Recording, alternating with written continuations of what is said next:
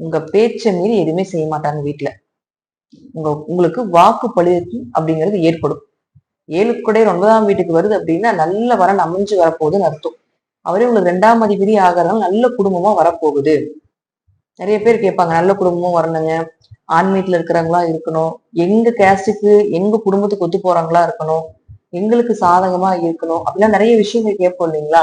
அதே போலவே அமையும். வரக்கூடிய குடும்பமும் உங்களை அனுசரித்து போகக்கூடிய குடும்பமா இருக்கும், உங்களுடைய லெவலுக்கு இருக்கிற மாதிரி இருக்கும். தனுசு வீடு அப்படிங்கிறது பெயர் புகழ் மதிப்பு மிக்க ஒரு வீடுன்னு சொல்றோம். அப்ப இயற்கையாகவே அந்த குடும்பம் ஒரு ஸ்பிரிச்சுவல் குடும்பமா இருக்கும். அப்படிதான் இந்த தடவை உங்களுக்கு அமையும். அப்ப மேஷம் இயற்கையாகவே பாத்தீங்கன்னா அதுவும் நல்ல ஸ்பிரிச்சுவலான ராசி தான். அப்ப உங்களுக்கு ஈக்குவலா பாகிஸ்தானத்துல சுக்கிரன் உட்காரும் பொழுதும் அதே இடத்துல உங்க ராசி அதிபதியான செவ்வாயும் இருக்கும் பொழுது நீங்க எப்படி எதிர்பார்க்கிறீங்களோ அது போல இந்த மாசம் நடக்கும் அப்படிங்கறதா உண்மை. அது எந்த விஷயமாக இருந்தாலும் சரி, பண வரவு,